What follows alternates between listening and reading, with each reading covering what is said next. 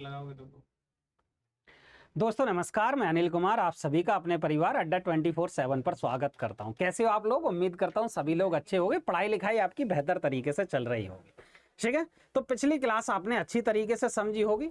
उम्मीद ये करता हूं अच्छी तरीके से लेक्चर देखा होगा। सभी टाइप के जितने भी क्वेश्चन हम बता रहे थे वो सभी टाइप के आपने क्वेश्चन कर लिए होंगे, प्रैक्टिस कर लिए होंगे। साथ के साथ मैं आपको ये भी बताना चाहता हूं कि आपके पास कोई ना कोई एक बुक होनी चाहिए, जितने भी हम सवाल कराएं उन सवालों को आप बुक से प्रैक्टिस करें। ठीक है, ऐसा नहीं है कि आप लेक्चर कर रहे हो सिर्फ बस उतना ही, पीडीएफ से प्रैक्टिस नहीं होती है, बुक भी होनी चाहिए। तो आज की क्लास को शुरू करते हैं। तो आज का पहला क्वेश्चन, यानी कल हमने 83वां लास्ट क्वेश्चन किया था, तो 84 सवाल पर चलते हैं। तो 84 पर आते हैं जी, यहां पर आए 84। अब ये कह रहा क्या कि 780 रुपए में वस्तु को हुआ लाभ, उसी वस्तु को 260 में बेचने पर हुई हानि का 6/7 है। ऐसे समझिए 780 रुपए में हम वस्तु बेच रहे थे, ये है जी हमारा विक्रय मूल्य। वो कह रहा है यदि 260 रुपए में बेच रहे हो, एक दूसरा विक्रय मूल्य है कितना 260। वो कह रहा है यदि 260 से कंपैरिजन किया जाए तो इसके मुकाबले 6/7 की हमें हानि होती है। 6/7 है, 6/7 की हानि होती है, लाभ होता, यानी कि यहां पर 7 की यदि हानि हुई, वो कह रहा है इस पर जो बेच रहे हैं इसके मुकाबले इस पर जो हानि हुई उसका 6/7 है। यहां पर तो प्रॉफिट हुआ, यहां पर की हुई जी हानि, हानि का 6/7, इसका 6/7, यानी कि ये माने कि इस पर 7 की हानि हुई थी तो यहां पर 6 का फायदा हुआ। बोलोगे ठीक है। अब ये देखिए 780 से जैसे ही हम 260 पर गए तो कितने रुपए की कमी हुई भाई? 0। और 8 में से 6 जाएगा जी 4, और जी कितना आ जाएगा? 7 में से 2 गए 5, यानी कि जैसे ही 540 रुपए की कमी हुई तो क्या फर्क पड़ा? यानी कि जो 6 रुपए का हमें फायदा हो रहा था, समझो जो 6 का हमें फायदा हो रहा था वो 7 की हानि में बदल गया। यानी कि 6 से हम -7 पर गए, जो हम पर 6 थे वो भी ले डूबे, 7 के साथ 7 को और ले डूबे, यानी कि 13 भाग की वैल्यू किसके बराबर है जी? 540 के। तो ये इसका कितना हो जाएगा? 13 540, 8 में से 6 गया 2, यानी कि अंतर जो आएगा वो 2 आएगा। 520 का अंतर निकल कर आया, यानी कि हम कह सकते हैं ये 13 चौका 52, 40 गुना, यदि हम 6 भाग की वैल्यू लें यहां से तो 6 भाग की वैल्यू यानी कि 240, 240, यानी कि 780 अगर रुपए में हम सामान को बेच रहे हैं, 700 रुपए विक्रय मूल्य है हमारा, तो 240 क्या हो गया? 240 है जी लाभ इसमें। तो सीपी कितना आएगा भाई? 240 माइनस कर दो भाई 0, 8 में से 4 गए जी 5, और 7 में से 2 गए 5, यानी कि 8 में 0, 8 में से 4 गए जी 4, और 7 में से 2 गए जी 5, यानी कि 540 क्या निकल कर आया? हमारा सीपी निकल कर आया। समझ में बात आई? अब जब 540 हमारा सीपी निकल कर आया, वो कह रहा 65 का लाभ कमाने के लिए इस वस्तु को विक्रय मूल्य क्या होना चाहिए, यानी कि 65 का लाभ लेना तो 165/100 कर देंगे। ठीक है, अब इसको 1 0 से, तो 1 0 हमने काट दिया भाई, 5 से काटते हैं 3 और 3, 5 से 2, और 2 से 1 कितनी बार जाएगा? 27, यानी कि 27 गुणा 33 कर लेंगे। अब देखो यूनिट डिजिट देख लिए, 7 या 21, तो लास्ट में 1 आएगा। ठीक है, तो एक ही ऑप्शन है 891, तो 891 क्या हो जाएगा? इसका सही जवाब हो जाएगा। क्रिय मूल्य पूछ सकता है, यहां से भी आप निकाल सकते थे सीपी। यहां से कैसे? एक भाग की वैल्यू आपको निकाली है जी कितनी?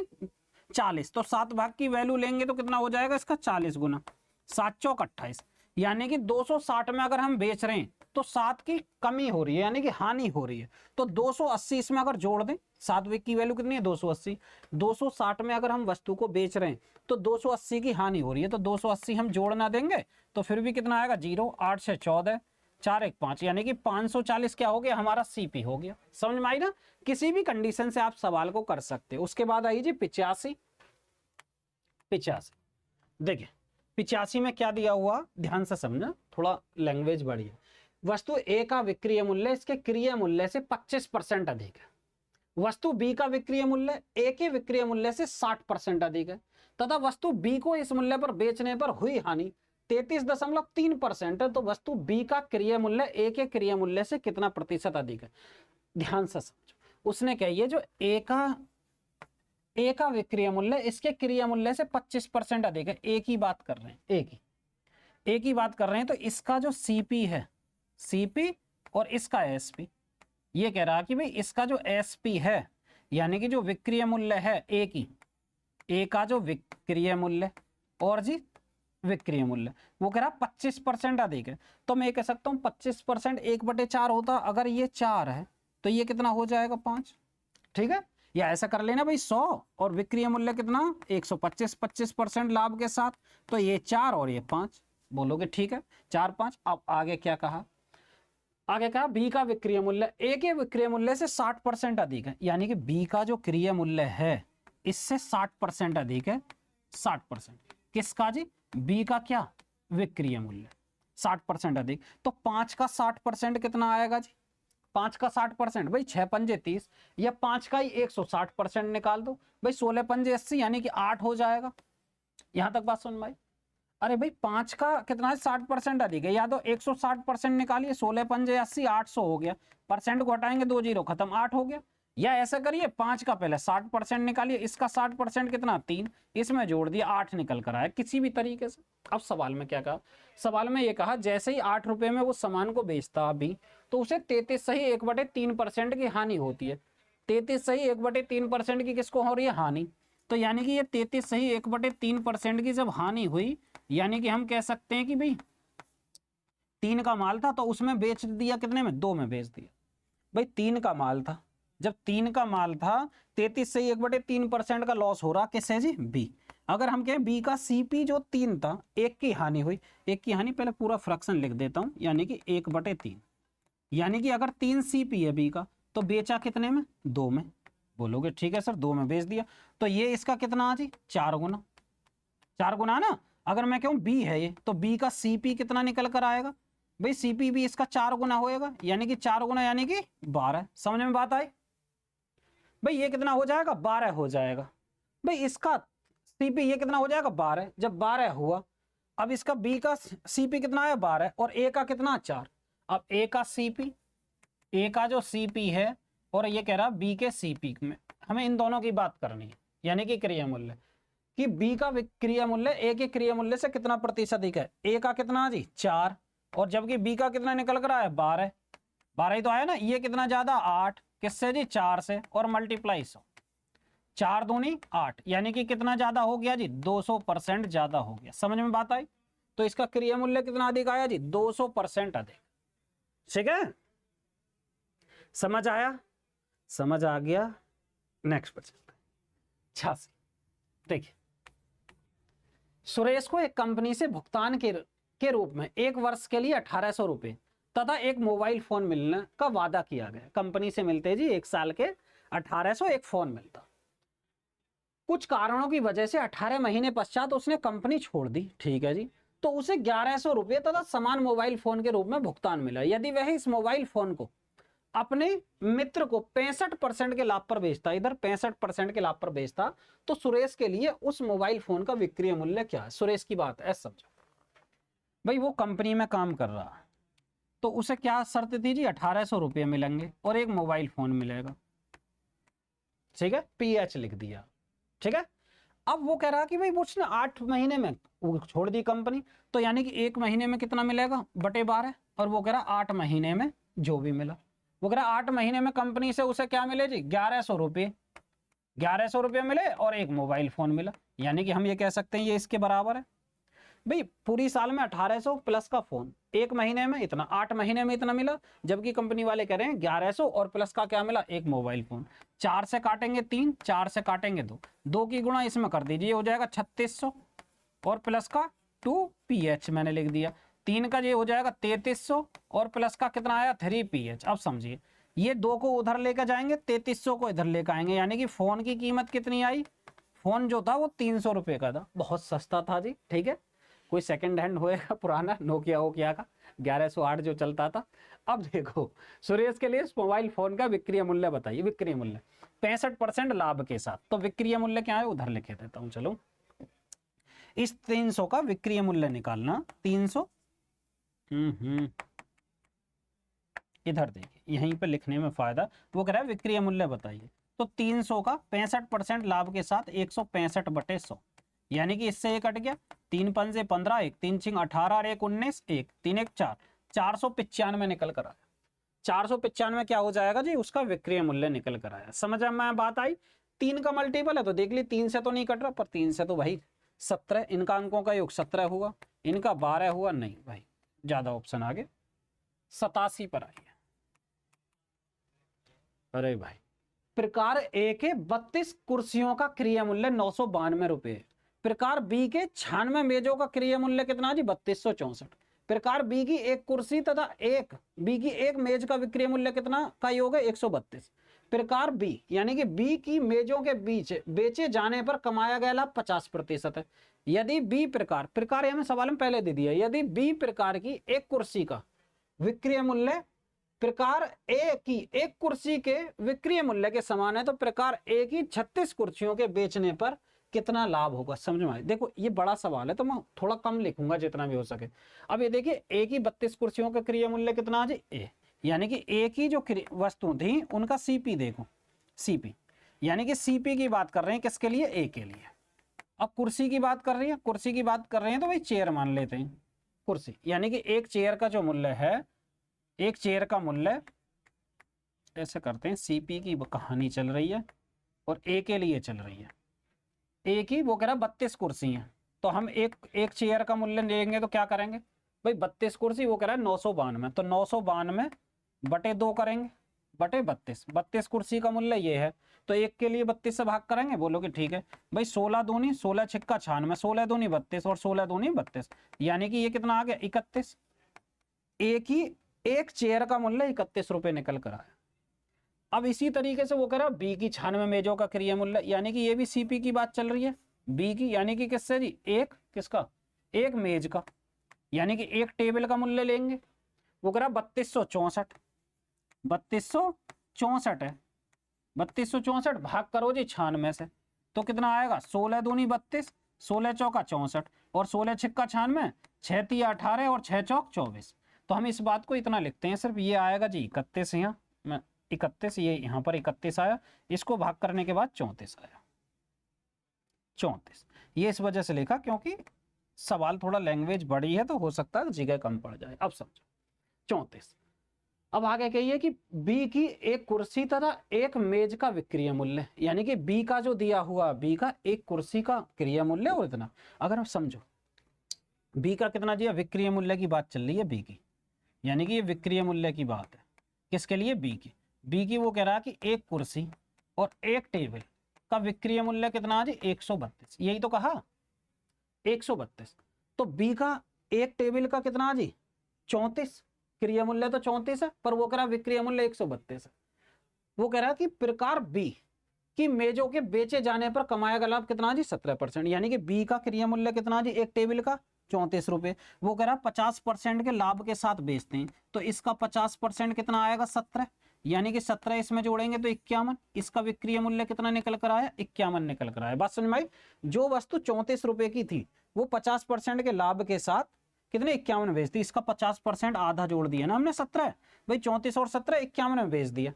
अब एक टेबल का विक्रय मूल्य कितना निकल कर आया 51 निकल कर आया, तो एक चेयर का कितना विक्रय मूल्य निकल कर आया, देखो यहाँ पर ये तो विक्रय मूल्य दिए ना, तो भाई बी के लिए एक चेयर और एक टेबल का विक्रय मूल्य 132 है, जबकि एक टेबल का कितना 51। जब एक टेबल का 51 है तो हमें एक चेयर का घटाएंगे तो 132 में से 51 घटा देंगे, भाई ये नहीं घटा देंगे 51, यहीं पे लिखा देता हूं, यदि हम 51 घटा दें 51, ये 51 किसका घटा रहे हैं जी, एक टेबल का विक्रय मूल्य, तो भाई एक चेयर का हमारा विक्रय मूल्य निकल कर आएगा, ये कितना आएगा 2 1 और ये कितना आएगा जी 13 में से 5 जाएंगे 8 5 13।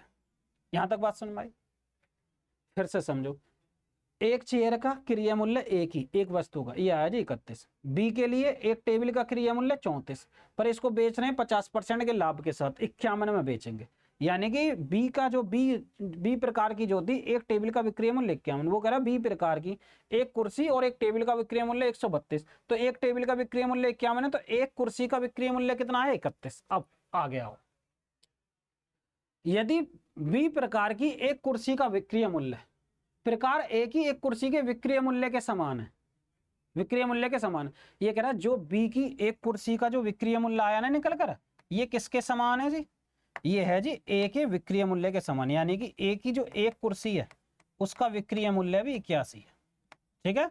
अब अगर एक कुर्सी का सीपी कितना था जी, एक कुर्सी जो थी उसका सीपी कितना था जी 31 ए की, तो यहाँ पर लाभ कितना कमाया जी ए की एक उसने कमाया जी 50 का लाभ, बात समझ में आ गई ना। एक कुर्सी पर ए ने जो कमाया वो 50 का लाभ कमाया, यानी कि ए प्रकार की कुर्सी पर 50 का लाभ मिला।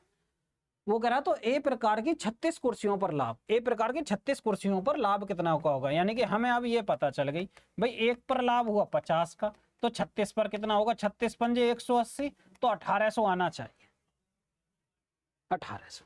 एक बार इस सवाल को और देख लें, ठीक है, कभी कोई मिस्टेक होगी हो। एक ए प्रकार की कुर्सी थी 32, उनका मूल्य था 992, एक का मूल्य 31। बी प्रकार की टेबल थी 96, इतना रेट था 34 हो गया क्रय मूल्य। वो कह रहा है बी प्रकार की अगर एक टेबल को बेचते हैं 50% का लाभ होता है, यानी कि 17 जोड़ के 51 में जोड़ देते। वो कह रहा है बी प्रकार की एक कुर्सी और एक टेबल का विक्रय मूल्य कितना है जी 132, जबकि एक टेबल का विक्रय मूल्य कितना 51, तो एक कुर्सी का विक्रय मूल्य कितना आया जी 81, यानी कि बी प्रकार की एक कुर्सी का विक्रय मूल्य 81 आया। वो कह रहा है जितने रुपए की ये बिक्री है उतने रुपए की ए बिक्री है, ए प्रकार की जितने रुपए की बी प्रकार की कुर्सी बिच रही है उतने ही ए प्रकार की कुर्सी बिच रही है, ठीक है, ये 81 होगा, ये बराबर है। तो ए का क्रिया मूल्य कितना जी कुर्सी का 31, 50 का फायदा हुआ, 36 पर कितने का होएगा 1800 का, 88 पर। देखिए 88 में थोड़ा पेन छोटा कर लेता हूं। ए ने एक मेज बी को 40% के लाभ पर बेची, बी ने उसे डी को 60% के लाभ पर बेची। डब्लू ने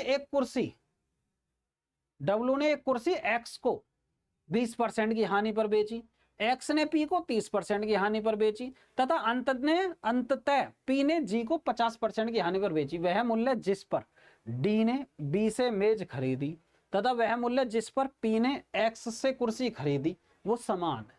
यदि वह मूल्य जिस पर डब्लू ने कुर्सी खरीदी 600 रुपये, तो डी ने मेज किस मूल्य पर खरीदी। सवाल करते हैं, ज्यादा बड़ी लैंग्वेज होती है तो कुछ ना कुछ जब सवाल करते हैं तो टूट जाएगा सवाल, जितना बोला गया इतना देखो। ए ने बी को मेज 40% के लाभ पर बेची, यानी कि समझो एक ए था एक बी था जी, ए बी और डी, एक था जी डी। अब समझिए कोई मेज का मूल्य ऐसा मानो 100 रुपये था, इसने बी को 40% के लाभ पर बेची, 40%, तो 100 का 40 कितना जी 40, 140 में इसको बेच। बी ने डी को 60% के लाभ पर बेची, यानी कि इसने 60% का लाभ, ध्यान से समझते रहना, यानी कि 60% के लाभ के साथ 60% कितना हो जाएगा 14 छंग 84, 84 रुपये भाई हो जाएगा 4 8 4 12, यानी कि 224 रुपये में डी को बेच दी। यहां तक कहानी खत्म। आगे बात आई है, वो कह रहा डब्लू भाई डब्लू भी आ गया, लो जी यहां पर खींच देते हैं, दूसरे की बात चल रही है दूसरी लाइन। वो कह रहा डब्लू ने एक कुर्सी एक्स को बेची, यानी कि डब्लू था जी, डब्लू ने किसको बेची जी एक्स को। आगे एक्स ने पी को बेची, ठीक है जी पी को बेच दी।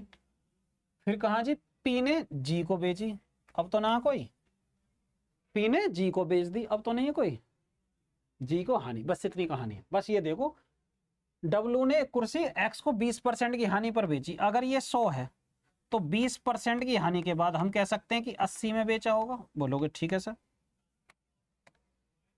और एक्स ने पी को 30% की हानि, यानी कि ये 30% की हानि, तो ये 30% 8 दिया 24 रुपये, तो 24 रुपये 10 में से 4 जाएंगे 6 और 7 में से 2 गए 5, यानी कि 56 रुपये की पी को बेची।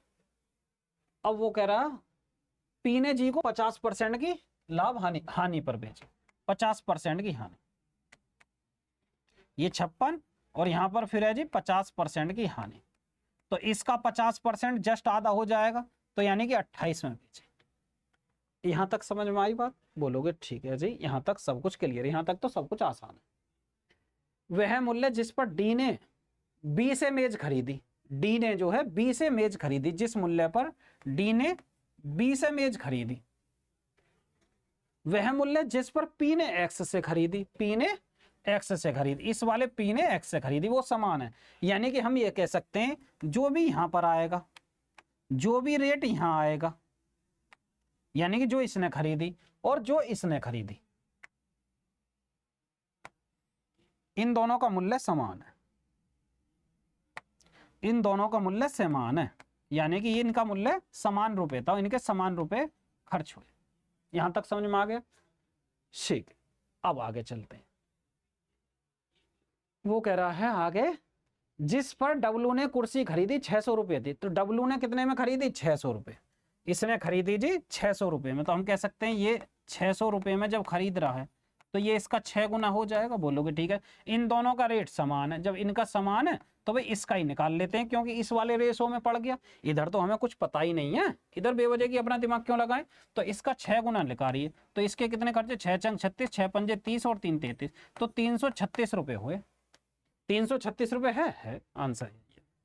इधर से कब निकालते? जब इनमें से कुछ पता हो, जब ही तो हम निकालते हैं। अब इधर से कुछ दिया ही नहीं है। अगर इनमें से पूछने लगता वो ए का बताओ या बी का बताओ, तो 224 बराबर किसके करते? 336 के। 224 बराबर 336 के करते, तब इन दोनों में से किसी की वैल्यू पूछी। पर हमारे लिए शुक्र है कि क्या सिर्फ किसका पूछा? डी ने मेज किस मूल्य पर खरीदी? डी का, यानी कि डी का और पी का बराबर है। तो भाई डी का और पी का बराबर है, तो 336 रुपये और 336 रुपये, ठीक है ना, इतने में ही खरीदी, बात खत्म। दोनों का समान है, तो अब इसका बेवजह की क्यों दिमाग लगाएं? समझ में आई बात? बस इतना सा था, नहीं अब उलझते डोलते क्या करना क्या नहीं। अब ऐसे मत करना 224 में हम 6 की गुणा कर दें। अरे इन सभी का रेशो अलग है, इनका सभी का रेशो अलग है, ठीक है। कभी ऐसे सोचो, कभी सोचो इन दोनों को समान है तो पहले इन सभी का इक्वल कर लेते हैं, ठीक है, कि डी के नीचे क्या लिखकर? पी लिखकर, क्योंकि रेशो में करते हैं ना, जो बराबर रहता है उसको नीचे लिखते हैं, ठीक। ऐसे मत करना, गलत हो जाएगा। 89 पर आओ। ये कह रहा है एक फल विक्रेता किसी दिन 200 सेब बेचा, 200 सेब बेचा तथा 40 सेबों के विक्रय मूल्य के बराबर लाभ अर्जित किया। ठीक है जी, 200 सेब बेचा और 40 सेबों के विक्रय मूल्य के बराबर। यहां पर कितना जी? विक्रय मूल्य के बराबर लाभ है। मैंने बता दिए थे क्रिय मूल्य पर लाभ और विक्रय मूल्य पर लाभ पिछली क्लासों में। तो विक्रय मूल्य के बराबर लाभ है, तो यहाँ पर लाभ प्रतिशत कितना हो जाएगा भाई? 40 का फायदा हुआ था, 200 बेच रहे थे, यानी कि 200 में 40 लाभ शामिल है, यानी कि वास्तव में कितना था जी? 160 सीपी।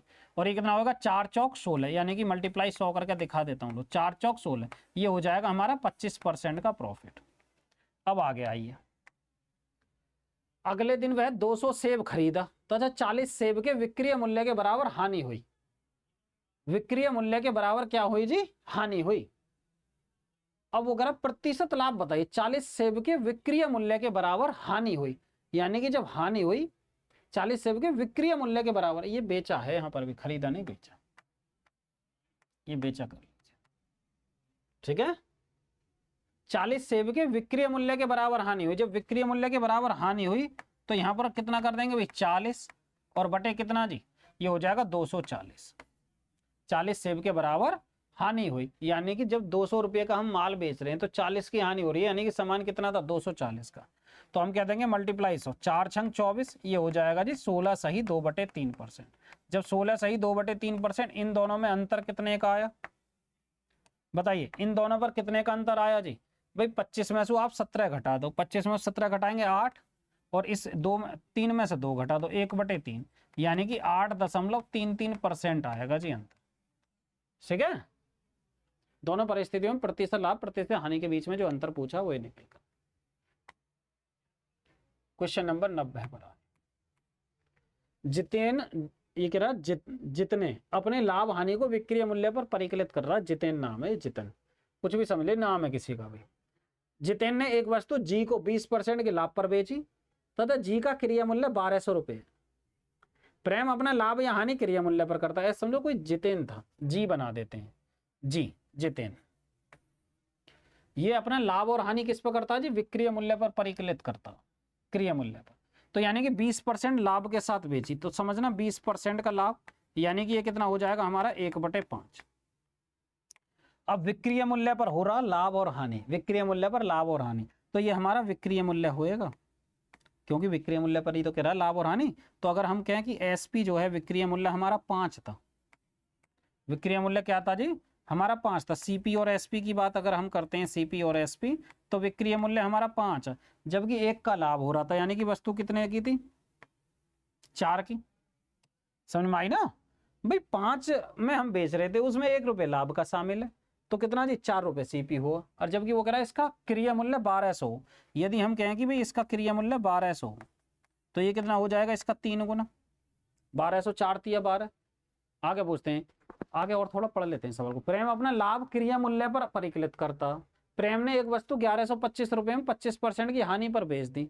वस्तु एम के क्रिया मूल्य का वस्तु जी के विक्रय मूल्य से क्या अनुपात होगा, यानी कि अनुपात पूछ रहा, इसका क्रिया मूल्य का इसके विक्रय मूल्य से। एम के क्रिया मूल्य, एम का तो हमें सीपी पता होना चाहिए, इसका विक्रय मूल्य पता होना चाहिए। तो इसका विक्रय मूल्य कितना आएगा, अगर हम इसका 3 गुना करेंगे 1500 आ गया जी इसका विक्रय मूल्य। इसकी बात खत्म हुई। अब बात आती है जी एम की। एम की बात हुई, वो कह रहा अपना लाभ हानि क्रिया मूल्य पर अंकित करता है, क्रिया मूल्य पर अंकित करता, जबकि ये इतने रुपए में बेचता जी। 1125 रुपए में जब सामान को बेच रहा है तो ये इसके कह रहा 25% की हानि हुई, यानी कि ये 25% की हानि हुई तो 75% में हम बेच रहे होंगे। बोलो कि ठीक है। ये वस्तु का 75% किसके बराबर हुआ, 1125 के। फिर से समझो, एम लाभ और हानि किस पर देख रहा, सीपी पर देख रहा। जब सीपी पर देख रहा है तो हम ये कह सकते हैं हमारे पास 100 रुपए थे, 100% चीज थी, 25% की हानि हुई तो हम 25% की हानि, यानी कि हमने वस्तु कितने बेची, 75% में, जबकि वो कह रहा 1125 में बेची। ये प्रतिशत में, ये रुपये में। अब इसको देखिए ये कितनी बार जाएगा जी, एक सेकंड ऐसे ही रहना, ठीक है। देखिए लाइट गई,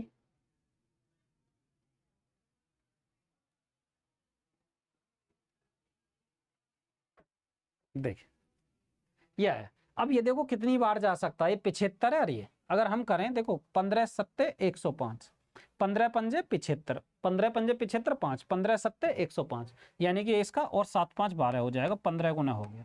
15 पंजे 75, 7 15 सत्ते 105, 105 और 7 112, यानी कि 100% की वैल्यू कितनी निकल कर आई, ये करेंगे जी गुणा 15, यानी कि 1500 निकल कर आई, यानी कि इसका सीपी कितना आया, 1500।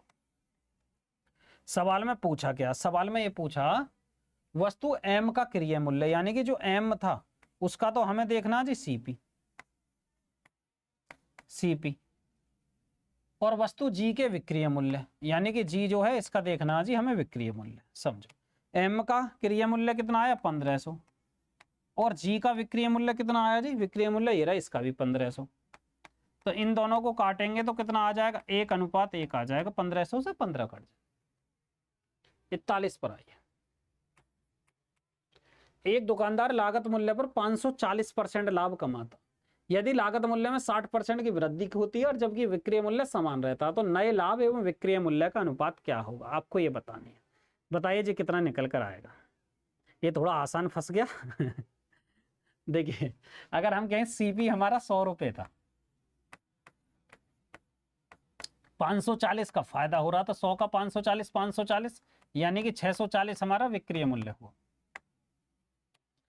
वो करा मूल्य में 60% की वृद्धि, यानी कि जैसे ही हमने 60% की वृद्धि करी, 100 का 60% 60, 160 रुपए हमारा नया सीपी हुआ। तो वो कह रहा विक्रय मूल्य समान रहता, अब की बार 640 हमारा विक्रय मूल्य समान है। सवाल में पूछा क्या है, सवाल में ये पूछा कि नया लाभ, लाभ बताओ जी कितना आएगा नया लाभ, भाई न्यू प्रॉफिट कितना आ गया, बोलो कि सर इसमें से ये घटा दो 0, 14 में से 6 जाएंगे जी 8, और 5 में से 1 गया जी 4, 480। नया लाभ और विक्रय मूल्य, विक्रय मूल्य हमारा 640 ही था, ये विक्रय मूल्य तो सेम है ना, इसका रेशो पूछा इन दोनों का रेशो, तो बता दीजिए कितना आएगा भाई। भाई 16 × 48 और 16 चौका 64, यानी कि 160 से 3:4, 3:4 क्या हो जाएगा, करेक्ट आंसर। क्वेश्चन नंबर 42 पर आओ। एक निर्माता अपने सभी वस्तुओं को 60 रुपए में बेचता, प्रत्येक की सामग्री लागत 40 रुपए है तथा इस संयंत्र को संचालित करने के लिए प्रत्येक सप्ताह ऊपरी व्यय 3000 रुपए, यदि प्रति सप्ताह 100 रुपए लाभ अर्जित करने के लिए उसे कितनी इकाइयां उत्पादित करके बेचनी होंगी, यानी कि ये कह रहा कि कितनी वस्तुएं उत्पादित करके बेचे जिससे कि वो 1000 का लाभ प्रति सप्ताह कमाए। अब मेरी बात ऐसे समझो, यहां पर जब ये दे दिया 60 रुपए में बेचता और जबकि सीपी कितना 40, ध्यान से समझियो, यदि मैं कहूं 40 रुपए खर्चा हो रहा था, बेच कितने पे रहा था 60 रुपए, तो लाभ कितना चाहिए जी, लाभ हो जाएगा जी 20 का, लाभ हो जाएगा 20 का। अगर ये ऊपरी व्यय ना देता, अगर ये कहता कि हमें 1000 रुपए का फायदा चाहिए, तो 1000 का फायदा चाहिए तो हम क्या करेंगे 20 से भाग कर देते, 20 पंजे 100, ऐसे ही तो कर देते 20 पंजे 100, यानी कि हम कितना आ जाएगा, यानी कि 50 वस्तुएं बनानी थी, पर वो कह रहा नहीं 3000 रुपये ऊपरी व्यय और जाता, तो इस ऊपरी व्यय को भी तो कवर करेगा भाई, इस ऊपरी व्यय को भी तो कवर करेगा। 20 से अगर भाग करें तो 0 यानी कि 15। गलत कर रहा हूं क्या, सॉरी 3000 है तो 150 आ जाएगा भाई। 3000 जो खर्चा हो रहा है उस 3000 की भी तो पूर्ति करेगा ना, तो भाई कितनी उत्पादित करेगा, 150 वस्तु उसके लिए बनानी होगी, यानी कि टोटल मिलाकर उसे 200 वस्तु बनानी होगी। ठीक है, तो हम इस बात को ये भी कह सकते हैं जब 1000 का लाभ हो रहा था उसे, तो 1000 का लाभ हो रहा था, एक पर होता 20 का फायदा, 1000 का तो लाभ लेना ही लेना, जो ऊपरी व्यय है उसे भी तो वस्तु में से निकालेगा, उसे अपनी जेब से थोड़ी लगाएगा। तो 3000 का ऊपरी व्यय, टोटल मिलाकर 4000 रुपये उसे कमाने, जो ऊपरी व्यय उसे भी निकालेंगे। जब जब 3000 रुपये मिल जाएंगे तब 3000 भी कमा लेगा, तब 1000 बचेंगे, यानी कि 20 से भाग करो तो ये कितना हो जाएगा, 2 दूनी 4, 200 वस्तु। 200 है आंसर है, या ऐसे समझो अभी सस्पेंस की कहानी चल रही हो तो लग रहा होगा पता नहीं सर कैसे कर दिया। हम ये कह सकते हैं भाई संख्या मान लो कुछ भी n, जब n संख्या मानेंगे तो कितनी था सीपी था 40 रुपए की एक वस्तु, तो n वस्तु कितने की होगी, 40 n की। वो कह रहा 3000 का और खर्चा होगा जी 3000 का खर्चा, तो यानी कि ये टोटल उसका खर्चा हो गया। ठीक है, अब वो कह रहा कि 60 रुपए में बेचता, जब 60 रुपए में बेचता है तो भाई कितनी वस्तु का, n वस्तुओं को, ये विक्रय मूल्य है, पर वो कह रहा है 1000 रुपये का फायदा भी लेता। यदि हम 1000 रुपये को घटा दें तो कितना निकल कर आएगा, यदि हम 1000 को घटा दें तो ये भी तो सीपी निकल कर आया, ये हमारा टोटल खर्चा था। 60 रुपए की एक वस्तु बेच रहा, एक का फायदा कमा रहा था, 1000 का, तो 1000 घटा दें तो ये सीपी ने निकल कर आया। बोलोगे ठीक है, ये भी सीपी और ये भी सीपी। अब इसको हल कर लो, 1000 को इधर लेकर आएंगे, ये हो जाएगा 4000, और ये कितना हो जाएगा जी 20n, तो 20 से भाग कर दो जी तो 200 आया। ये भी ठीक है, इस तरीके से भी कि भाई n संख्या थी, 40 रुपए की एक थी, तो टोटल कितनी होगी 40n, 3000 का और खर्चा हो गया, टोटल खर्चा ये निकल कर आया। वो कह रहा भाई 60 की एक बेची तो n थी 60n होगी, 1000 का लाभ कमा रहा तो 1000 घटा दो, यानी कि वही हमारा टोटल खर्चा निकल कर आया। इस तरीके से हम कर देंगे। 43, अरे 43 नहीं, सवालों की संख्या तो अलग हमने डाल दी। 88 के बाद 89, उसके बाद 90, और 90 के बाद है जी 90 के बाद 91, 41 नहीं है 91, ये है जी 92। अब आइए जी 93।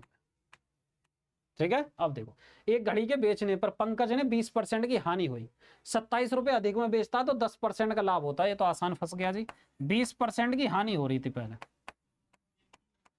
और 27 रुपए अधिक में बेचता तो फिर क्या होता, 10% का लाभ होता। यानी कि जैसे ही 27 रुपए रेट बढ़ाए, ये कह रहा है यहां से यहां तक 27 रुपए हमने बढ़ा दिए, जैसे ही 27 रुपए बढ़ाए तो जो 20% की हानि हो रही थी उसकी पूर्ति करी और 10% का लाभ वो ले लिया, यानी कि 30% की वैल्यू किसके बराबर है 27 के, यानी कि हम ये कह देंगे 0.9 गुना, क्योंकि 9 है 27 0। वो कह रहा है 10% का लाभ बेचे जाने पर लाभ कितना प्रतिशत होगा। अरे यार, उसका वास्तविक प्रारंभिक हानि उसके 10% लाभ पर बेचे जाने वाले लाभ का कितना प्रतिशत होगा, पहले ये देख लीजिए। यदि मैं ये कहूं 100%, तो 100% कितना हो जाएगा जी 0.9, यानी कि ये हो जाएगा 90 रुपये क्या था जी हमारा सीपी, 90 रुपये हमारा सीपी था। अब पढ़ते हैं जी आगे, उसका वास्तविक प्रारंभिक हानि कितनी की हो रही थी 20 की, तो इसकी वास्तव में प्रारंभिक हानि कितनी थी जी 20% की हो रही थी, यानी कि ये कितना 18 रुपये की उसे हानि हो रही थी, 18 की हानि हो रही थी। अब वो करा उसके 10% लाभ पर बेचे जाने वाले लाभ का कितना प्रतिशत है, यानी कि इसका 10% निकालो, इसका 10%, जो 10% का लाभ आएगा वो कितना जी 9। तो ये कह रहा है ये जो हानि है इस वाले 10% लाभ का कितना परसेंट है, यानी कि ये 18 जो है वो 9 का कितने परसेंट है, तो 9 दूनी 18 यानी कि 200%। देख रहे हो क्या सवाल पूछा, हम सोच रहे थे बड़ा आसान आ गया, 200%। फिर से समझिए, हमने सीपी निकाल लिया 90 रुपये, वो कह रहा प्रारंभिक हानि कितने की होती है 20% की, तो इसका 20% 18 रुपये की हानि हुई। वो कह रहा है यदि हम इसका 10% लाभ पर बेचें, यानी कि 10% 9 का लाभ, ये जो हानि है इस 9 का कितने परसेंट है, यानी कि 18 9 का कितने परसेंट है, ये सवाल में पूछा गया। 94, 94 पर आइए जी। कबीर एवं अनुष्का में से प्रत्येक 12,000 रुपए में कुछ वस्तुओं को बेचते हैं, यानी कि विक्रय मूल्य क्या हो गया, समान। कबीर अपने लाभ प्रतिशत की गणना क्रय मूल्य पर करता एवं अनुष्का गलती से अपने लाभ प्रतिशत की गणना विक्रय मूल्य पर करती है। दोनों 50% का लाभ कमाने का दावा करते हैं। पहले करते हैं जी कबीर की बात, फिर करेंगे जी अनुष्का। कबीर की बात, यानी कि जब वो बेच रहा है, यानी कि सीपी और एसपी, 50% का लाभ होता। 50% का लाभ हम ये कह सकें, अगर 100 है तो 50% के लाभ के साथ 150 में बेचेंगे। बोलोगे ठीक है, तो ये कितना हो जाएगा, 2:3। ठीक है, इस बात को मैं ऐसे लिख सकूं, 50%। 50% जैसे हमने लिखा जी 1/2 होता, तो यानी कि 2 का माल कितने में बेचा, 3 में। इस तरीके से भी ठीक है, मैंने 100 ही लिख दिया, क्या मैं फ्रैक्शन लिखूं, ये करूं, इससे तो अच्छा है। अब ये हो गया जी। अब उसकी बात आ रही है एक ही, यानी कि जो भी एसु नाम है, एक होता सीपी, एक ऐसा एसपी। वो कह रहा है ये भी समझिए, अगर वो 100 रुपए का माल बेच रहा, 100 रुपए का माल बेच रहा, तो 50% का फायदा, फायदा किस पे, ये विक्रय मूल्य पे ले रहा, यानी कि 100 का 50%, 50, यानी कि वस्तु कितने में बेची हो, खरीदी होगी उसने 50 की। क्योंकि अब की बार उसने भाई क्या करा, उसने लाभ प्रतिशत, लाभ या हानि किस पे देखी, विक्रय मूल्य के अनुसार, यानी कि ये 1:2 हो गया। ये हम रेशो से तो हुए फिर। ये कह रहा है गणना क्रिया मूल्य पर उसका गलती से लाभ के प्रतिशत है, तो उनके लाभों का अंतर क्या है, लाभ का अंतर बताना। टोटल 12,000 हम बेच रहे हैं, जब टोटल 12,000 हम बेच रहे हैं तो ये एक 3 भाग की वैल्यू 12,000, तो यहां पर भी 12,000 जी, 2 भाग की वैल्यू 12,000। ठीक है, ये इसका 6,000 गुना, और ये भी इसका कितना जी, 4,000 गुना। ठीक है, तो वो कह रहा लाभ 2 का माल 3 में बेचा, तो 1 की वैल्यू यहां से 4,000 निकल कर आई, और यहां से भी लाभ 1 की वैल्यू 2 में, तो 1 की वैल्यू यहां से भी कितनी निकल कर आई, 6,000 ही निकल कर आई। तो इसको लिखने की कोई आवश्यकता ना, कुछ और मैं सोच रहा कुछ और पूछा। इसको भी, ये जो 4 हैं इसको भी मत लिखो, कोई दिक्कत नहीं। ये कितना आ जाए, 3, अरे यार ये 2 से 3, 3 भाग की वैल्यू ये, 1 भाग की वैल्यू 4,000। ये कह रहा है इन दोनों के लाभ में अंतर बताओ, तो इन दोनों के लाभ में कितने का अंतर है भाई, 2,000 का। कहानी खत्म, 2,000 का इन दोनों में अंतर। क्वेश्चन नंबर आइए 95। यदि एक कलम को 10% की हानि के बजाय 10% के लाभ पर बेचा जाता तो दुकानदार को 2 रुपए अधिक मिलता, उस कलम का क्रय मूल्य बताओ भैया, ये तो बता दो, ये तो आसान है। बताओ कितना निकल कर आएगा, बताओ।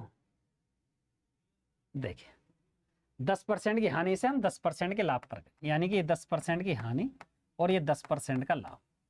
ये 10% की हानि, ऐसे समझो कोई वस्तु पर 10% की हानि हो रही थी, जैसे ही 2 रुपए अधिक करे 10% का फायदा होगा, क्या फर्क पड़ा, जो 10% की हानि थी उसको कवर करा, साथ के साथ 10% और दे मारा, यानी कि टोटल अंतर कितना हुआ 20% का, यानी कि 20% की वैल्यू कितनी दे रहा कि 2।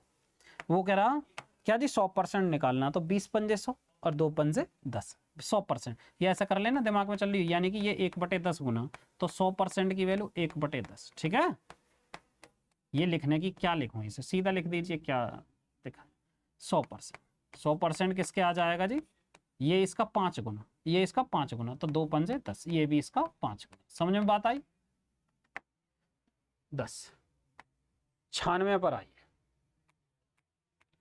500 रुपए में एक वस्तु को बेचने पर प्राप्त लाभ 400 रुपए में उसी वस्तु को बेचने पर हुई हानि के बराबर है। जब लाभ और हानि बराबर हो उस कंडीशन में मैंने क्या बताया, जोड़कर आधा, यानी कि हम क्या करेंगे 500 और क्या करेंगे जी 400, यानी कि इसको बेचकर जो लाभ हो रहा था, इसको बेचकर जो हानि हो रही थी, वो दोनों बराबर है, तो हम क्या करेंगे 900 और इसका हम आधा कर देंगे, तो ये कितना आ जाएगा हमारा सीपी 450। ये मैंने बता दिया था आपको कैसे किया था। यदि सीपी ऐसा था, समझो 500 रुपये में बेच रहे थे, 400 में बेच रहे थे, यानी कि इधर लाभ और हानि बराबर थी, लाभ और हानि बराबर, ऐसा समझो। यदि हम 500 रुपये में बेच रहे थे, 500 में बेच रहे थे, तो कितने का लाभ हो रहा है, यानी कि ऐसा समझे जो भी लाभ हो रहा 500 में से लाभ कितना होगा, यदि हम सीपी को घटा दें तो हमारा लाभ आ जाएगा। बोलोगे ठीक है। अब की बार विक्रय मूल्य कितना था 400, अब की बार हानि हो रही तो सीपी में से हमने क्या घटाया होगा भाई, विक्रय मूल्य ही तो घटाएंगे। लाभ कैसे निकालेंगे, लाभ ऐसे निकालेंगे भाई, हम विक्रय मूल्य में से क्रय मूल्य घटा देंगे।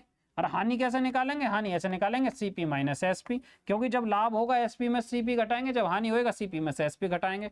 अब ये कितना होगा, सीपी ये माइनस में, ये उधर पहुंच गया, ये 900 इधर आ जाएगा, तो बराबर 2 सीपी के, और सीपी की वैल्यू कितनी आएगी 450। ये मैंने पहले बता दिया क्लास में, ठीक है, इससे पहले मैंने बता दिया, सबसे पहली क्लास में एक सवाल आया था इसे। वो कह रहा है यानी कि ये क्या आया निकल कर, वस्तु का क्रिया मूल्य निकल कर आया। वो कह रहा है यदि इसे 350 में बेचा जाता, यानी कि 350, ये क्या आया एसपी। तो ये कह रहा है हानि प्रतिशत बतानी, यानी कि 100 की हानि हुई किस पर जी, 450 पर, और मल्टीप्लाई 100 कर लोगे भाई, इसे तो कराएं, इसकी वैल्यू बतानी है। देखिए 0 से 0 काट दिया, 2 से 5 और 2 से सॉरी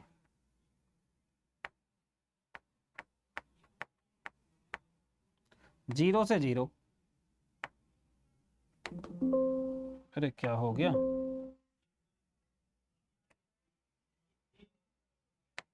देखिए 0 से 0, 5 से काटेंगे 2, 5 से काटेंगे 9, या अरे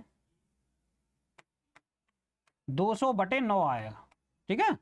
अरे मैं लिखे देता हूँ, ठीक है, हैंग सा हो गया बोर्ड।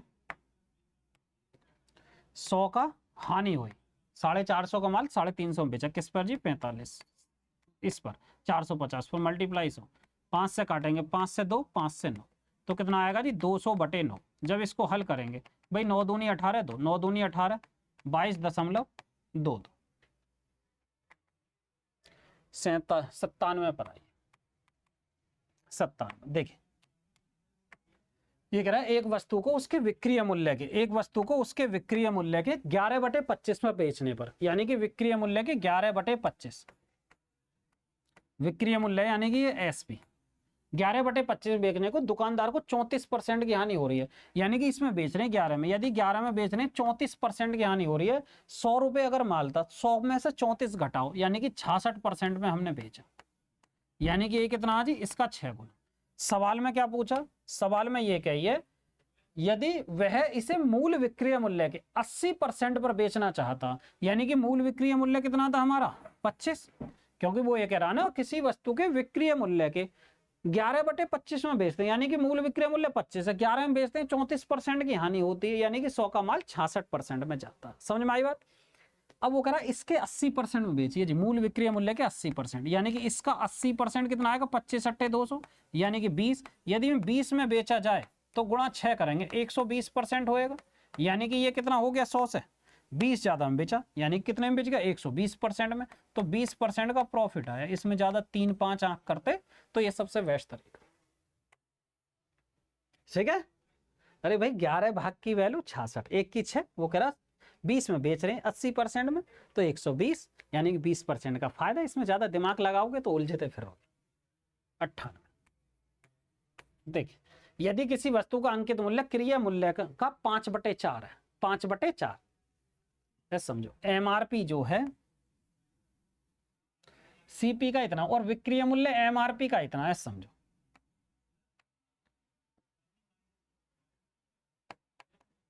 ये है जी हमारा एमआरपी, ये है जी हमारा सीपी, और एक हो गया जी हमारा विक्रय मूल्य। तीनों की बात चल रही है। अब हम क्या करते हैं, अंकित मूल्य क्रिया मूल्य का 4/5 है, अगर क्रिया मूल्य 4 है तो ये कितना हो जाएगा 5, ठीक है। अंकित मूल्य क्रिया मूल्य का, अंकित मूल्य अगर 4 मानते हैं तो उसका 5/4 कितना हो जाएगा, ये ना हो गया 5। अब वो कह रहा है विक्रय मूल्य अंकित मूल्य का 8/8 है, विक्रय मूल्य जो है, विक्रय मूल्य अंकित मूल्य का कितना जी 8/9, अंकित मूल्य 5 है, इसका 8/9, ठीक है। अब रेशो कर लीजिए, यानी कि बटे 1 करेंगे, बटे 1, 8 9 की गुणा इधर करेंगे, 9 चौक 36, और कितना आएगा 9 5 से 45, और ये कितना आएगा 5 8 40। सवाल में क्या पूछा, लाभ या हानि का प्रतिशत बताइए। तो लाभ और हानि हम किसे पे देखेंगे, लाभ और हानि हम सीपी पर देखेंगे। 36 का माल हमने कितने में बेच दिया, वो 40 में बेच दिया, तो कितने की हानि हुई जी, बोलोगे 4 की, किस पर जी 36 पर, तो 4 नाम 36, 11 सही 1/9% कर दें, ये रहा 11 सही 1/, लाभ होएगा 36 का माल 40 में बेच रहे हैं, तो मेरा भी दिमाग चल जाए भैया कभी कभी। 11 सही 1/9% का क्या होएगा, लाभ होएगा 4, और प्रतिशत लगाएंगे गुणा 100, 4 नाम 36, जब 9 से काटोगे 11 सही 1/9% का लाभ, ठीक है। क्वेश्चन नंबर 99 पर आएंगे। क्वेश्चन नंबर 99, ये जो सवाल है, पी क्यू आर एक साझा व्यापार शुरू करते हैं, पार्टनरशिप हम कराएंगे, पार्टनरशिप कराएंगे। अब इसमें ये सवाल हो गया तो कराते हैं, कोई बात नहीं है। पी क्यू आर 3 लोग थे, पी क्यू आर 3 लोग थे जी, पी क्यू और आर 3 लोग थे, उन्होंने 1/2, 1/4 और 1/6 के अनुपात में व्यापार शुरू किया, यानी कि 1/2 है, 1/4 और कितना जी 1/6। अब हम अब इसको जो ना हम सरलतम रूप में कर लेंगे, यानी कि इस तरीके से 2, 4 और 6, इनका एलसीएम कितना आएगा 12। यदि हम 12 से हमने गुणा कर दी, इन तीनों का एलसीएम जो है, इनका एलसीएम 2, 4, 6, 12 से गुणा करेंगे तो 2 छिक्का 12 और 4 तिया 12 और 6 दूनी 12, यानी कि इनके जो अनुपात थे व्यापार जो शुरू करते हैं, इनकी पूंजियों में अनुपात था 6, 3 और 2 का, 6 और 3, 2 का। ये मैंने आपको रफ वर्क ऐसे समझा दिया।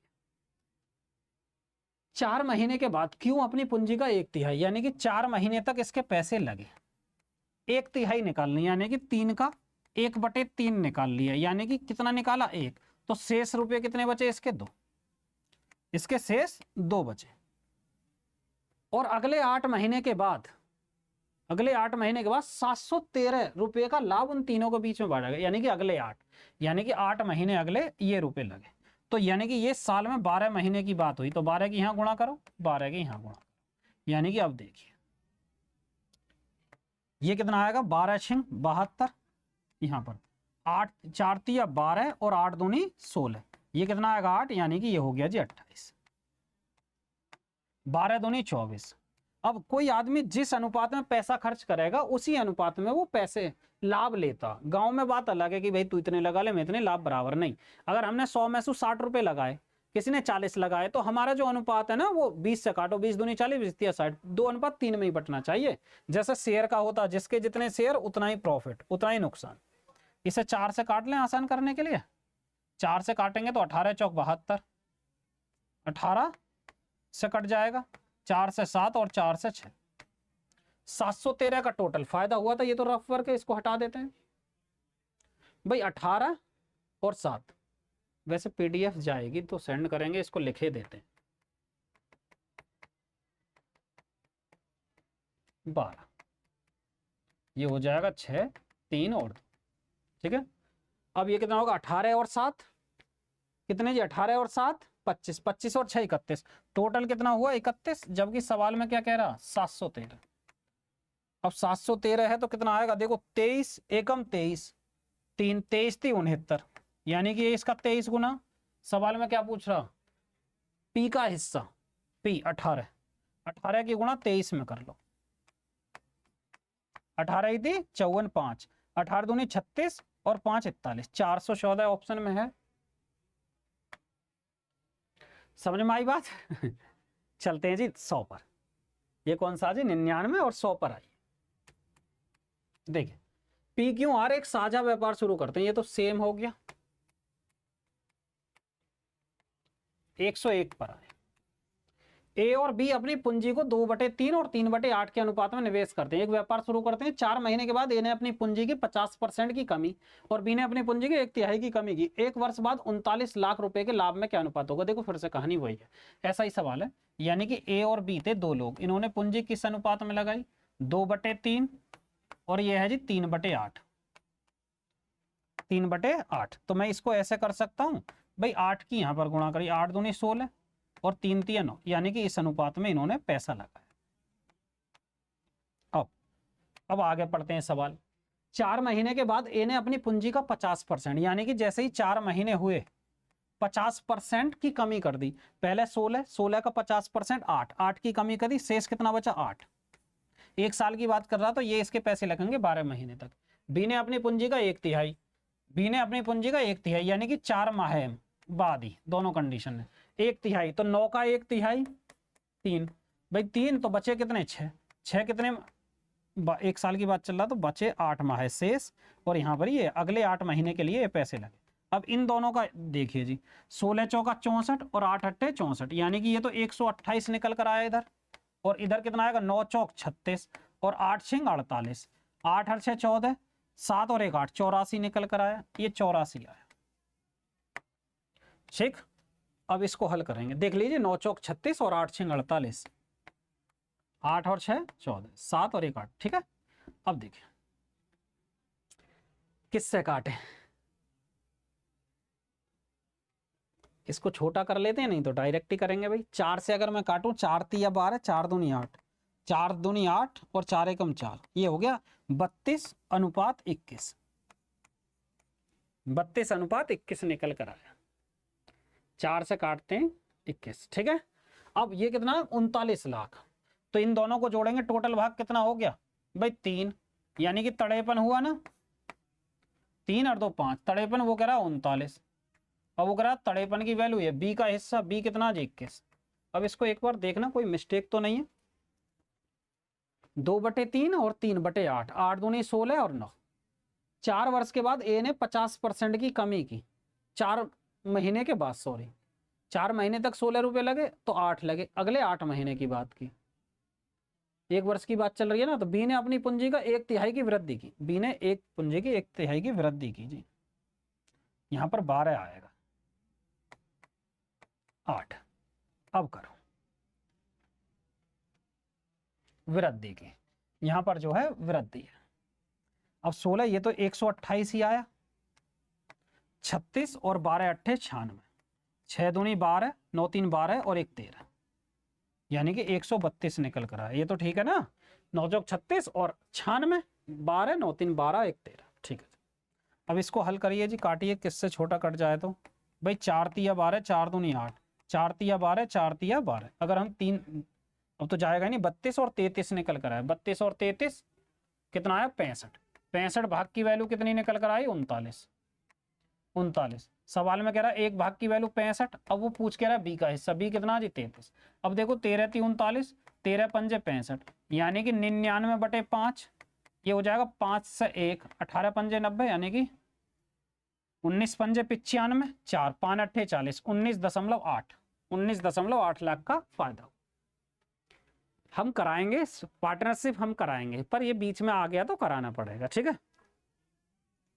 समझ में तो आ रहा ना, कोई ऐसा तो नहीं है जिसको नहीं समझ में आ रहा है भाई, सबको समझ तो आ रहा ना।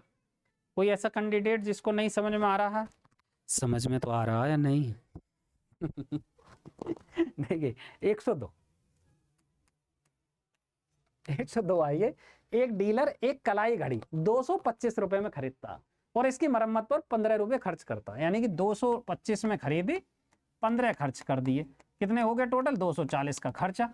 अब वो कह रहा 300 में बेच देता, यानी कि 200 का माल, 240 का माल 300 में बेच दिया, तो 60 का फायदा किस पर जी 240 पर। तो हम ये कह देंगे 1/4 है, 1/4 25%। बहुत बार कर लिया, 100 से गुणा, 100 से गुणा, ऐसे लिखे देते। 6 चौक 40, यानी कि प्रतिशत लगाने के लिए गुणा 100 करेंगे, 60/240 गुणा 100 जब करेंगे, ठीक है ना। फिर भी है क्या ऑप्शन, है क्या। नेक्स्ट पर 103, रोहित ने 80 कुर्सियां खरीदी, सभी समान मूल्य पर, 30 कुर्सियां 10% के लाभ पर, 20 कुर्सियां 20% के लाभ पर, तो शेष कुरिया मूल्य पर बेच दी। यदि उसने सभी को 10% के लाभ पर बेचा होता तो 96 रुपए अधिक मिलते प्रत्येक कुर्सी का मूल्य। ऐसे समझो 80 खरीदी थी, 80 जो थी वो 80 रुपए की थी, ऐसे मान के चलिए, एक कुर्सी 1 रुपए की, तो 30 कुर्सी 10% के लाभ पर, इसका 10% लाभ निकालो तो कितना मिला जी 3 रुपए। शेष वो कह रहा 20 कुर्सियों पर 20% का लाभ, इसका 20% निकालो, यानी कि 4 रुपए। अब वो कह रहा शेष जो भी बचा, शेष यानी कि 70 हो गई, 30 जो भी बचा उसको सीपी पर ही बेच दिया, तो उससे हमारा लेना देना कोई रहा नहीं, क्यों दिमाग लगाए उसे, उस पर तो जो क्रिया मिल रहे थे उतना का उतना ही मिल गया।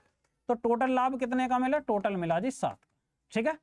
सवाल में क्या कह रहा, सवाल में ये कह रहा यदि उसने सभी को 10% के लाभ पर बेचा होता, यानी कि टोटल 80 का यदि वो 10% के लाभ पर बेचता तो टोटल पर कितना मिलता 8 रुपए।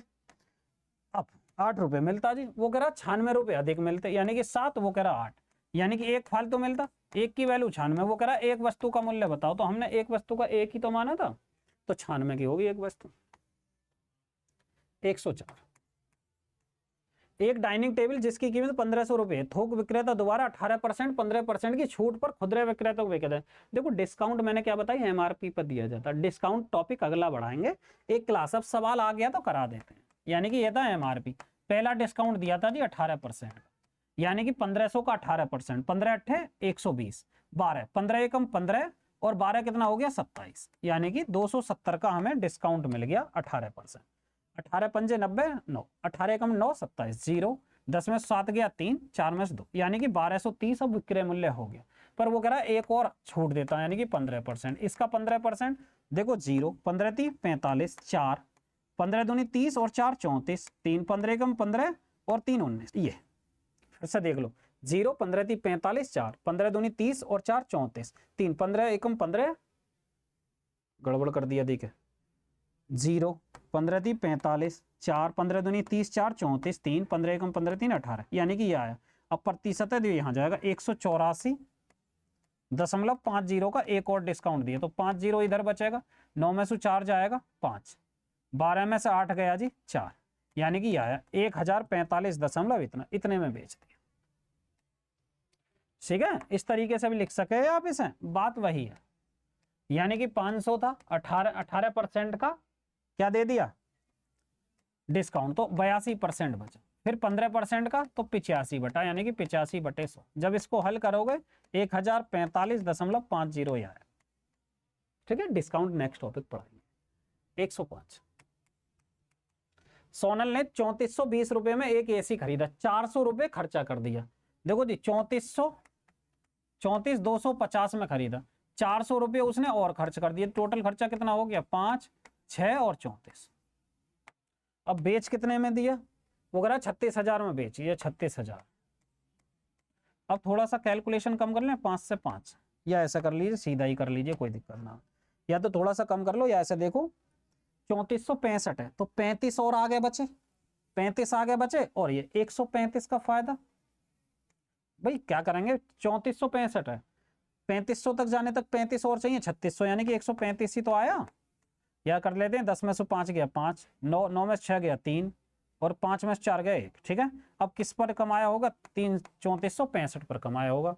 लाभ बताना गुणा 100, कर लोगे हल भाई, कर लेना यार। 3.899%, 4.5 जितना भी आए, 5 से काटते हैं, 5 दूनी 10, 5 सत्ते 35, 5 छंग 30, 5 नाम 45, 5 तिये 15।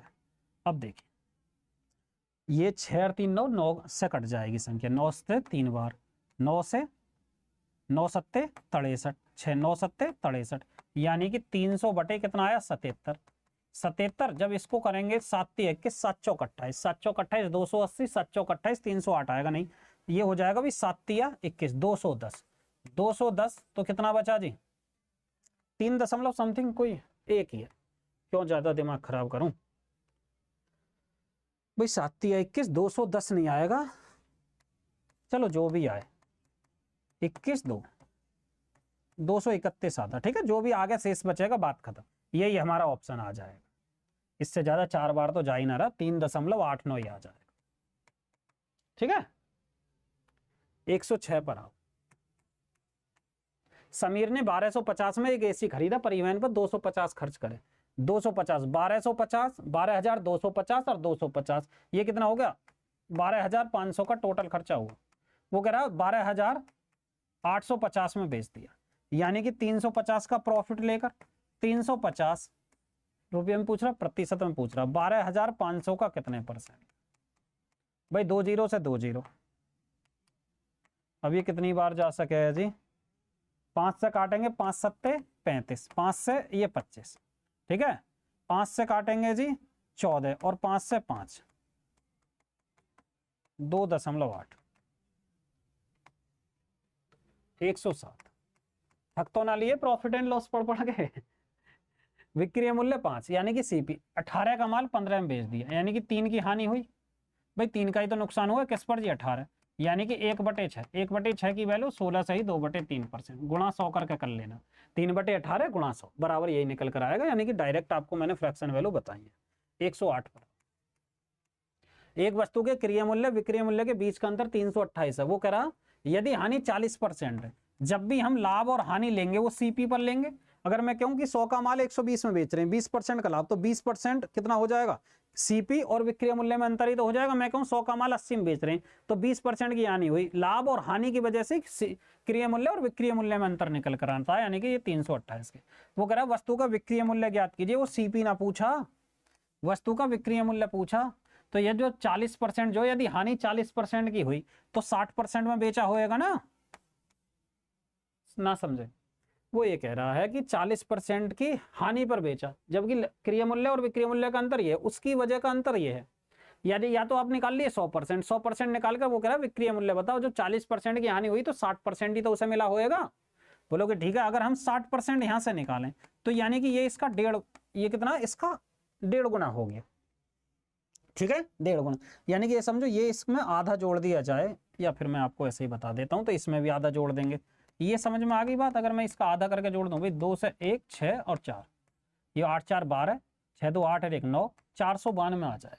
ये समझ में आया? नहीं, नहीं आया हो तो ऐसे देखना भाई, 328 बटे कितना जी 40 और गुणा 100 कर गुणा 60, 60 विक्रय मूल्य पूछता। अगर सीपी पूछता तो 100% की वैल्यू करते। 20 से 2, 20 से 3, 2 से काटेंगे, 2 1 2 6 2 चौक 8, 3 चौक 12, 1 3 6 18, 1 19, 3 और 1 4, 492, 109। एक आदमी ने 2 प्रकार के इरेजर क्रम से 2 रुपए प्रति 3 इरेजर, यानी कि 3 जो खरीदे वो 2 रुपए के खरीदे, और 6 रुपए प्रति इरेजर, यानी कि एक खरीदा 6 रुपए का। सवाल में क्या पूछा, वो कह रहा सभी इरेजर को 5 रुपए प्रति इरेजर की दर से बेच देता, सभी को 5 के हिसाब से बेच देता, सभी को 5 के हिसाब से बेच देता। ऐसे करें, उसने टोटल मिला कितने खरीदे, 3 और 1 4 खरीदे, टोटल कितने के भी 8 रुपए उसके खर्च हो गए। उसने 4 खरीदे, वो कह रहा कि सभी को 5 के हिसाब से बेच देता, सभी को 5 के हिसाब से, तो 5 चौक 20 इतने में बेच देता, तो लाभ कितने का कमाया, 12 का। किस पर जी, 8 पर, और मल्टीप्लाई 100। ठीक है, हम करेंगे 4 तिया 12, 4 दूनी 8, 2 से ये 50, तो 150% का लाभ कमाया। 150%।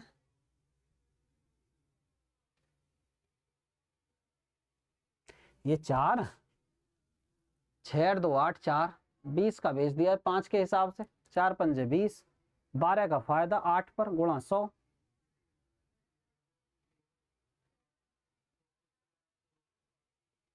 यार ठीक तो कर रहे हैं, एक बार देख लेते हैं। 3 जो खरीदे वो 2 रुपए के खरीदे, उसने 6 जो खरीदा वो 6 रुपए का एक खरीदा। ठीक है, पहले इन वस्तुओं की संख्या को अगर देखें, ऐसा कर लेते हैं, इसको भी 3 लेकर चले तो 3 ये 18 रुपए का खरीदेगा, यानी कि 18 और 2 20, 20 रुपए के खरीदे। कितने जी, 3 और 3 6, ऐसा देखें, 3 ये और 3 ये 6, और 5 के हिसाब से बेच दिया, कितना जी 6 पंजे 30, यानी कि 10 का फायदा हुआ किस पे जी, 20 पर, और गुणा 100, तो 20 पंजे 100, 50%। यार पहले भी तो आना चाहिए, पहले भी तो आना चाहिए था।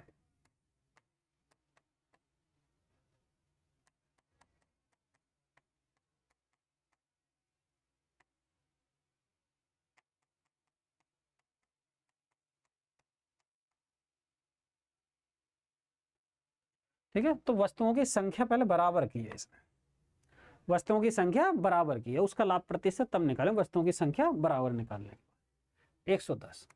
ये नहीं, दोनों लॉजिक से होना चाहिए था, पता नहीं। हाँ, इसने ये कहा दोनों इरेजर को जो समान संख्या में बेचा, ये लाइन भी तो, दोनों इरेजर को समान संख्या में बेचा। हमने ये नहीं पढ़ी तो हमने दिमाग लगा लिए, तो काश दोनों को तो समान नहीं कर रहा। ठीक है, ये दिया हुआ था 110। एक वस्तु को 112 में बेचने पर एक व्यक्ति को 30% की हानि हो रही है। जब 30% की हानि हो रही है, यानी कि सीपी का 70% मिलाया होगा, वो कह रहा है 40% के लाभ पर बेचना, तो 1% की वैल्यू 70, अब हमें 40% का लाभ लेकर बेचना, 140, 140, यानी कि ये 70 का कितना हो जाएगा, डबल, और ये हो जाएगा 224, 11, 100। एक लड़के ने 5,000 रुपए में 2 वस्तुएं खरीदी, ए को ए और बी खरीदी, ए को 20% के लाभ पर और बी को 10% की हानि बेचे। यदि पूरे सौदे पर 4% का लाभ हुआ, देखो ए और बी है, एलिगेशन लगा देंगे, एलिगेशन लगा देंगे कैसे, जब एक वस्तु को इतने % लाभ हानि पर, दूसरे को इतने % पे, और टोटल का हम बीच में लिखते हैं। जब मिक्सचर एंड एलिगेशन पढ़ाएंगे वो भी बताएंगे, फिलहाल इतना ही समझिए कि इस पर 20% का लाभ और इस पर जी 10% की हानि। ठीक है, जब हम प्रैक्टिस कराएंगे तो बहुत सारे आपको तरीके बताएंगे सवाल को करने के। अभी सिर्फ यह है कि आपका बेस तैयार हो जाए, कि हम इतने सारे तरीके बता दें बेवजह की आप उलझते फिरो, जितना हम पढ़ा रहे हैं सिर्फ इतना पढ़ते रहिए। ठीक है, और प्रैक्टिस सेट करेंगे, देखियो आपको हवा में उड़ाएंगे। ये कितना हो जाएगा जी 16, और ये कितना आएगा 14, ये कितना हो गया जी, 2 से काटेंगे 7 और 8 अनुपात, तो टोटल भाग ए और बी का 7 और 8 15, 15, तो वस्तु ए का मूल्य बताइए। अच्छा पॉइंट में ही है, हम कह रहे जा ही नहीं रहा पूरी बार। ये हो जाएगा 5000 टोटल बटे 1 भाग की वैल्यू निकालेंगे बटे 15 गुणा 7 की हमें वैल्यू निकालनी है 7 की। 5 से काटेंगे ये 1000, 5 से काटेंगे ये 3, यानी कि ये हो जाएगा 7000 बटे 3।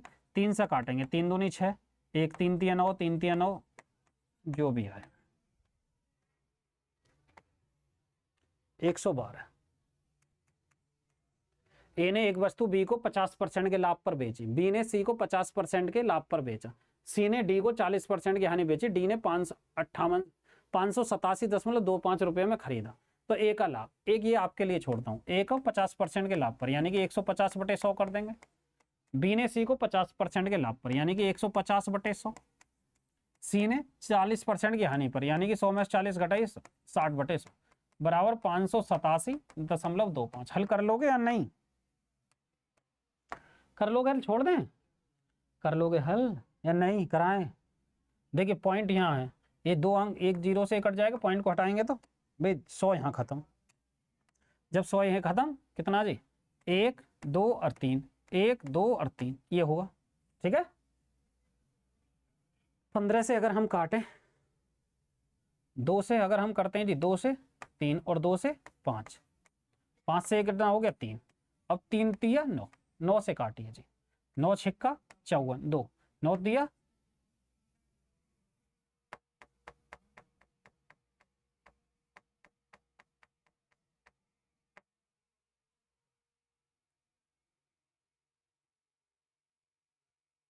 ऐसा नहीं करें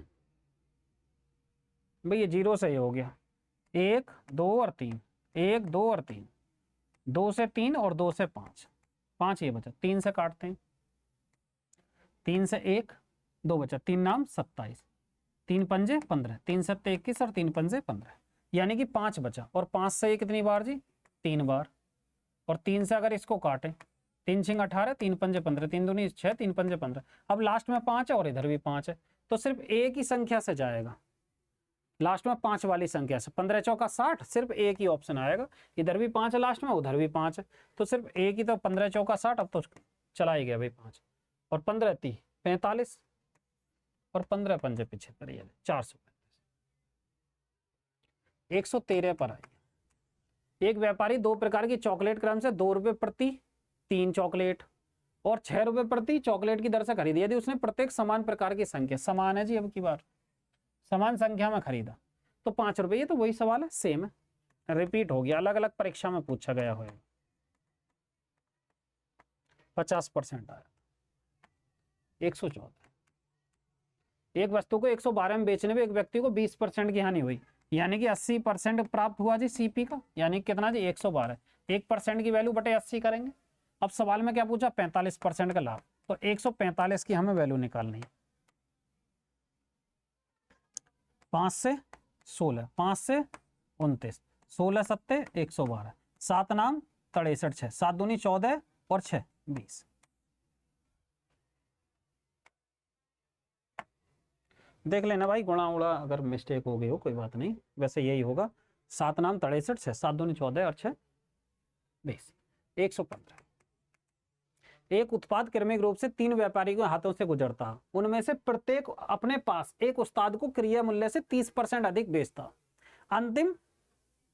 अंतिम व्यापारी ने उस उत्पाद को 28,561 रुपए में बेचा। पहले व्यापारी के लिए कितना, ऐसे समझो पहला व्यापारी ने 100 रुपए का कोई सामान था, 3 लोगों के हाथों से गुजरता, यहां यहां और यहां, 3 लोगों के हाथ, प्रत्येक बार 30% का फायदा लेकर बेचा,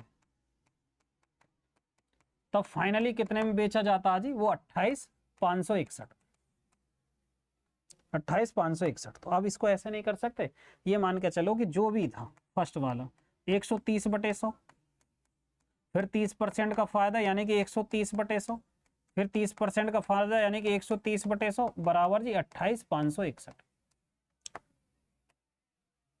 1 2 और 3 यानी कि 2 0 और 3, यानी कि 1000 तो नीचे बचेगा। अब देखिए फर्स्ट, जब हम इसकी 13 की क्यूब करते हैं तो 2197 आता बटे 1000 बराबर किसके जी 28,561 के। अब देखो लास्ट में 7 है तो 3 होना चाहिए, 3 कौन सा, एक ही है, 13,000, यानी कि 13 सत्ते 91 9, 13 निम्मा 117, 117 और 9, 9 126, 13 कम 13, 13 एकम 13 और 12 25, ठीक है। 13 दूनी 26 और 2 28, ये सीधा 13 बार गया, और ये 13 बार गया, इधर 1000 भी, यानी कि 13,000 आ जाए। 116, एक बेईमान दुकानदार अपने माल को लागत मूल्य पर बेचने का दावा करता, हालांकि वह एक ऐसे बाट का उपयोग करता जिसका भार वास्तव में उस पर लिखे भार से 40% कम है। अगर हम ये कहें कि ये जैसे 100 था, 40% कम, जो भी भार था 100 मान के चलने, 40% कम, 40% कम यानी कि 54 लिखा था, तो वो कह रहा लाभ बताओ, तो उसने 40% कम दिया, 40 का लाभ किस पे किया जी, 54। भाई वो कह रहा कि मैं तुम्हें 100 रुपए दे रहा हूँ, समझो 100 रुपए का माल दे रहा हूँ, जबकि वो 40% कम देता, यानी कि 54 रुपए का उसे माल दे रहा, अब 40 रुपए का घपला मार दिया, तो भाई बटे 54 और गुणा 100, ठीक है। इसकी वैल्यू निकाल लीजिए, पॉइंटर में सही में 23 है जी, ये 27, तो ये कितना हो जाएगा जी, 2300 बटे 27, 2300 को भाग करो जी 27 से, सब में 8 8 है तो 8 बार जाएगा, ये 8 सत्ते 56, 5 8 दूनी 16, 16 और 5 21, 216, 10 में 6 गया 4, ये 14, अब कितना आ जाएगा, 27 पंजे 135, 7 पंजे 35, 5 सत्ते 35 और 3 5 10 3 13, 5 बचे, यानी कि 85 सही, 85 सही 5 बटे 27, 85 सही 5 बटे 27, 85 सही 5 बटे 27, 117 पर है। एक व्यक्ति अपनी आय का 90% बचत करता, 90% बचत करता, वह उसका 10% है। जब 90% बचत करता, खर्च कितने किए होंगे, 10%, जबकि खर्च कितना दिया, 480। सवाल में पूछा आय बताइए, आय कितनी हो जाएगी, 100%, 10 की गुणा इधर और 10 की भैया इधर कर दीजिए, 4800।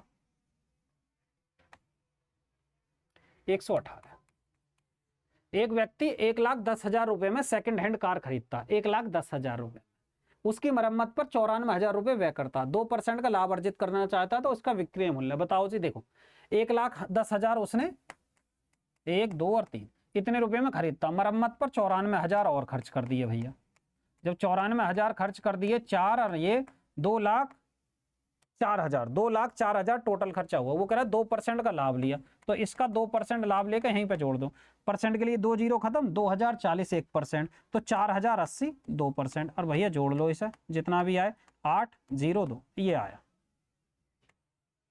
ठीक है। ये 2-4 सवाल तो आसान से टपक गए आपके लिए। ठीक, 119 पर आइए। आपको इतने सवाल करा दिए मैंने कि आप अगर इनको 2-4 बार पढ़ लोगे तो आपके सवाल गलत नहीं होने वाले, यानी कि आसान सवाल तो आप सभी कर लोगे। जो डिफिकल्ट सवाल जो जिस तरीके के पूछे गए DSSB में, वो सारे पैटर्न रख दिया हमने, चाहे किसी भी एग्जाम में पूछा गया। अरे भाई इतने टाइप के जब सवाल पूछ लिए, इससे बाहर तो आपको वो देगा ना, इससे बाहर तो देने का ही नहीं। इस टाइप से लगी, यही गिने चुने सवाल हैं, कुछ रिपीट भी हो जाते हैं, टाइप इस तरीके के आने वाले हैं। यानी कि आपके समझ में ये आ गया कि DSSB का जो पैटर्न है सवालों का वो ये है।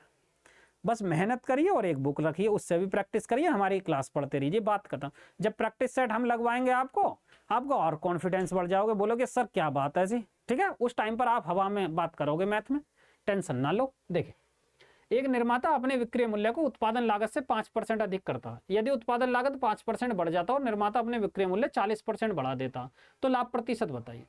एक निर्माता अपने विक्रय मूल्य को उत्पादन लागत से 5% अधिक रखता, यानी कि उत्पादन 100 था, 5% अधिक रखा, यानी कि 105। यदि उत्पादन लागत 5% बढ़ जाता, ये बढ़ गया जी 5%, तो ये हो जाएगा 105। 5% बढ़ने के बाद 100 का 5% 5 की वृद्धि।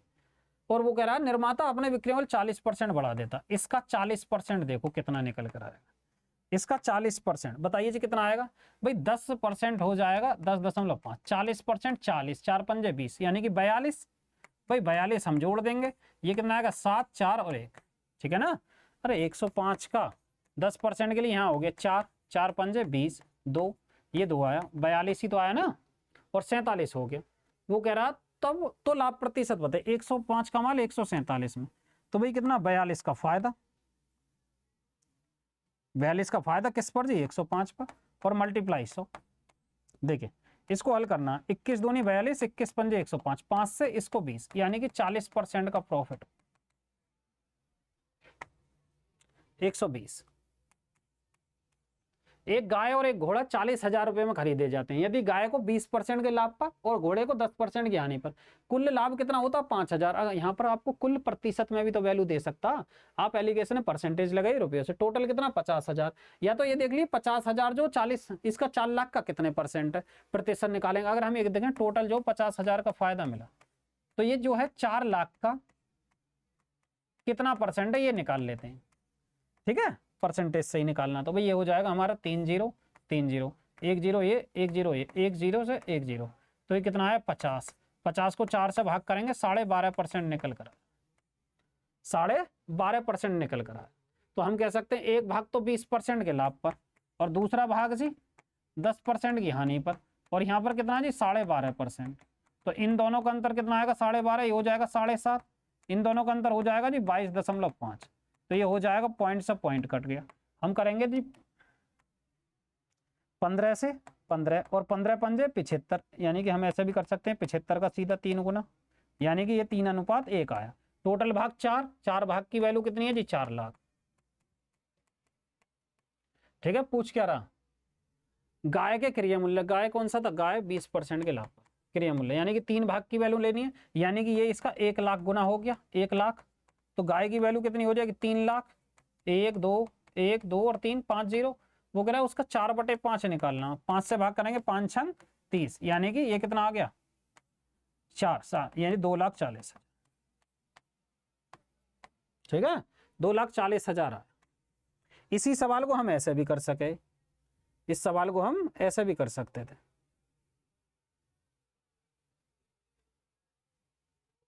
इसको हम इसको हम ऐसे भी लिख सकते थे। ये तो हमने बताया था किससे जी? प्रतिशत से। और हम इस तरीके से भी कर सकते हैं कि जैसे 4 लाख था, जो 4 लाख का 20% लाभ, देखो 10% कितना होएगा? 1 0 कम करो, 40,000, तो 80,000 का फायदा। वो कह 10% की हानि, 10% की हानि तो 40,000, 10% की हानि तो 40,000, और बीच में कितना था जी? 50,000। ठीक है, वो हमने रुपये में बदले। इधर कितना आएगा?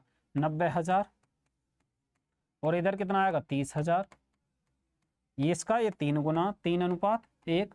फिर वही कहानी, 4 भाग की वैल्यू 4 लाख, 1 2 3 4 5। वो कह रहा गाय, ये वाली गाय है जी, और दूसरी वाली कौन है जी? गाय और घोड़े। घोड़े की बात उसने कही ना, तो इस पर करते। तो 3 भाग की 4 भाग की 4, तो 3 भाग की वैल्यू होगी 3 लाख। 1 2 3 4 5 का 4/5। ठीक है, 2,40,000। ठीक है,